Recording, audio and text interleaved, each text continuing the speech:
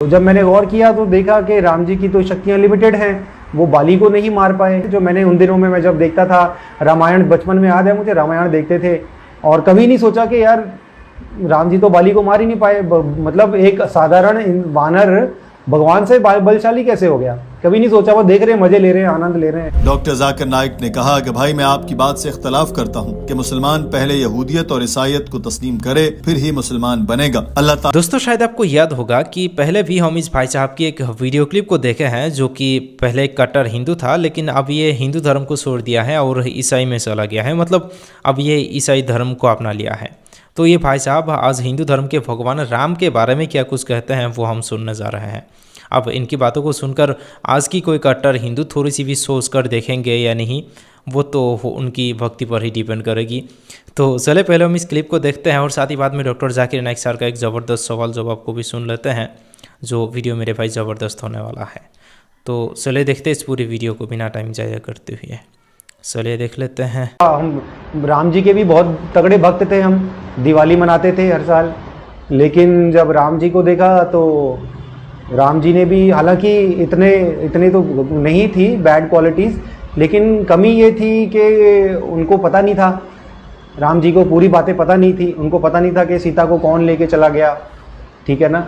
और उनकी शक्तियाँ लिमिटेड थी, वो ईश्वर के स्तर पर थे। बहुत से लोग कहते हैं कि राम जी ने तो कभी भी नहीं कहा कि मैं ईश्वर हूँ, लेकिन आप पूछते तो है ना, हम उन्हें ईश्वर करके पूछते तो थे, ईश्वर करके उन्हें। तो जब मैंने गौर किया तो देखा कि राम जी की तो शक्तियाँ लिमिटेड हैं, वो बाली को नहीं मार पाए। ये मेरा पर्सनल असम्पशन है, जो मैंने उन दिनों में मैं जब देखता था रामायण, बचपन में याद है मुझे रामायण देखते थे, और कभी नहीं सोचा कि यार राम जी तो बाली को मार ही नहीं पाए। मतलब एक साधारण वानर भगवान से बलशाली कैसे हो गया, कभी नहीं सोचा। वो देख रहे हैं, मजे ले रहे हैं, आनंद ले रहे हैं, तालियां बजा रहे हैं, लेकिन कभी सोचा ही नहीं। लेकिन जब बाद में मौका पड़ा तब सोचा इस बारे में। तो राम जी की भी शक्तियाँ लिमिटेड थी, उन्हें पता नहीं था कि उनकी पत्नी को कौन ले गया। बाली को नहीं मार पाए, रावण को भी नहीं मार पाए, उन्हें पूरी बातें पता ही नहीं थी, है ना। अगर ईश्वर की तरह हम जिसकी उपासना कर रहे हैं तो उसके अंदर क्वालिटी होनी चाहिए कि जो हम चाहें कि हमारे अंदर आए। अब मेरी पत्नी है तो मैं कभी भी मेरी पत्नी को छोड़ना, मैं उससे बहुत प्यार करता हूँ।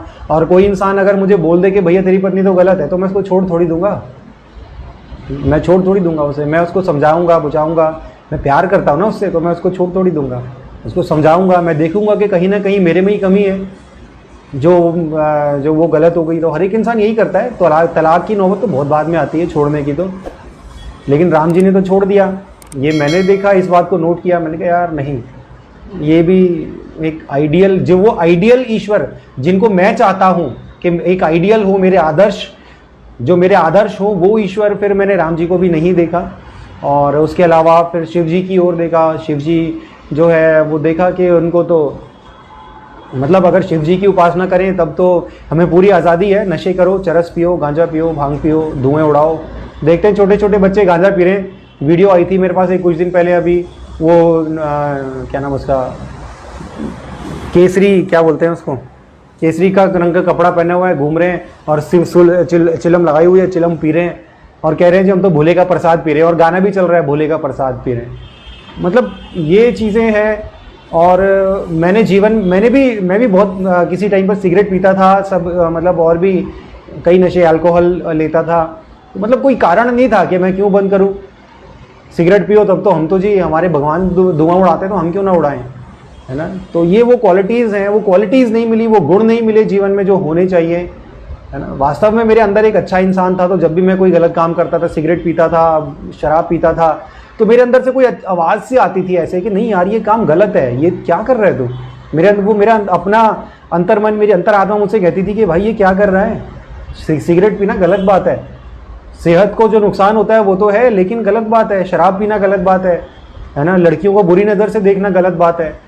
लेकिन मैं तो जिन ईश्वरों की उपासना कर रहा हूँ वो खुद ही ये कर रहे हैं, तो मैं क्यों ना करूँ। तो गुण नहीं मिले जीवन में, है ना, ये बहुत बड़ा एक कारण था।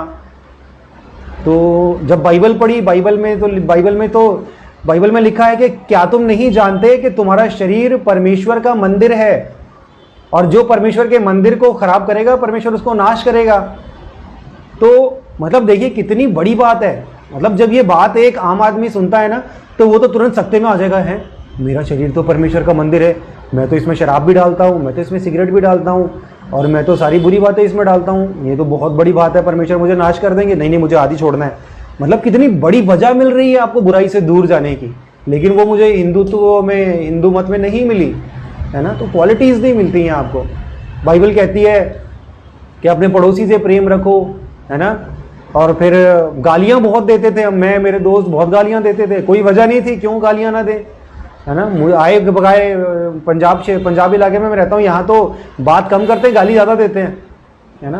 तो बाइबल कहती है कि तुम एक ही मुंह से आशीष और एक ही मुंह से श्राप नहीं दे सकते। मतलब एक ही मुंह से तुम भक्ति कर रहे हो, भक्ति गीत गा रहे हो, और उसी मुंह से तुम बाद में गालियाँ भी दे रहे हो, तो ऐसा कैसे संभव है? ये तो दोगलापन हो गया, तो ढोंग है।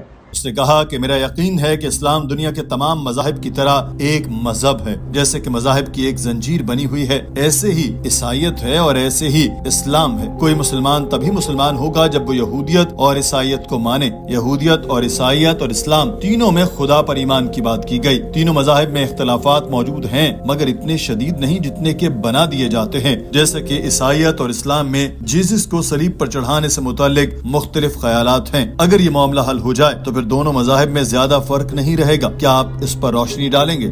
I believe Islam is part of this continuous chain.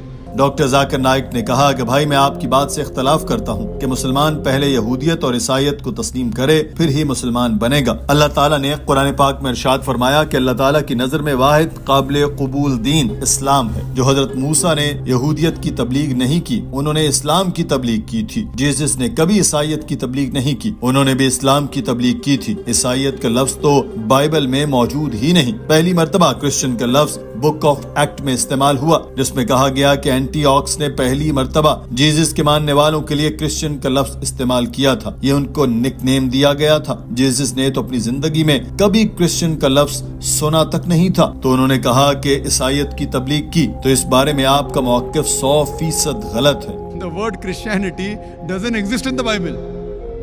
The first time the word Christian is used in the book of Acts.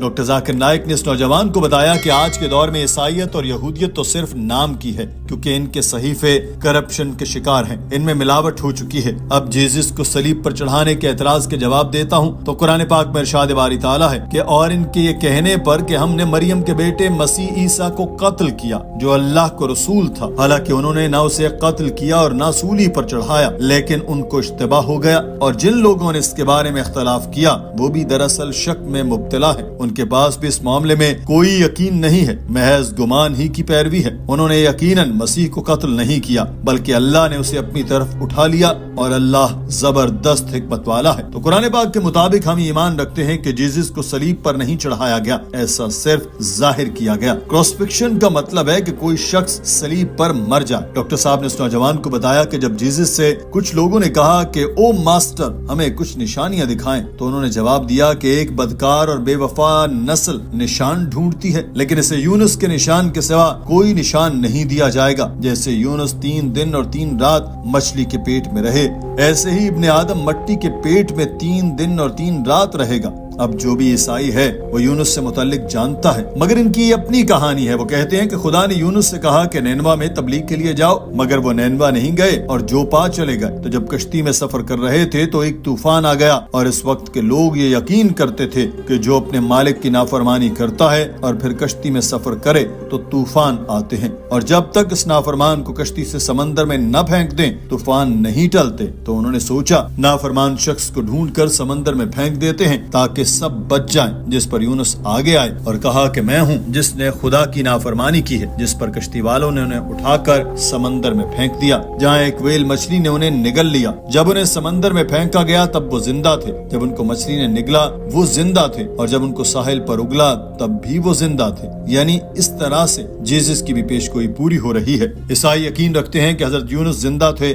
मगर जीसस से मुतालिक कहते हैं वो सलीब पर इंतकाल कर गए थे। अब अगर जीसस सलीब पर इंतकाल कर गए तो फिर जीसस की पेशगोई तो नाउजुबिल्लाह झूठ साबित हो गई, क्योंकि जीसस ने कहा था कि यूनुस की तरह उनके साथ भी मामला होगा। फर्क सिर्फ मछली और जमीन का है कि यूनुस मछली के पेट में 3 दिन और 3 रातें गुजार कर जिंदा रहे, जीसस मट्टी में 3 दिन और 3 रातें गुजार कर जिंदा रहेंगे। अगर ईसाई ये कहते हैं कि जीसस सलीब पर चढ़कर इंतकाल कर कर गए, तो फिर इसका मतलब है कि जीसस ने नाउजुबिल्लाह उनसे यूनुस की निशानी के बारे में झूठ बोला था? ऐसा हरगिज नहीं था। उन्होंने झूठ नहीं बोला, मगर ईसाई उनको झूठा साबित करने पर तुले हैं। ये सुनकर ही दोस्तों कितना अजीब लगता है ना कि ईसा अलैहिस्सलाम, जिसे हम मुसलमान लोग अल्लाह ताला का एक नबी मानते हैं, जो कि एक इंसान था जिसे अल्लाह ने पैगंबर के रूप में इस दुनिया पर भेजा था, उसे हम झूठ साबित करना तो दूर की बात, बल्कि ये इल्ज़ाम लगाने की भी सोच नहीं सकते कि अल्लाह के नबी एक झूठा इंसान हो सकता है, नाउजुबिल्लाह। पर उस ईसा अलैहिस्सलाम को ईसाई लोग जो अल्लाह मानते हैं, यानी अल्लाह का बेटा मानते हैं, नाउजुबिल्लाह, वही झूठा साबित कर देते हैं। एक बार ज़रा सोच कर देखिए दोस्तों, फिर कौन ज़्यादा ईसाई हुआ, हम मुसलमान या वे जो खुद को ईसाई कहते हैं। खैर, आज के इस वीडियो में दोस्तों इतना ही। अस्सलाम वालेकुम।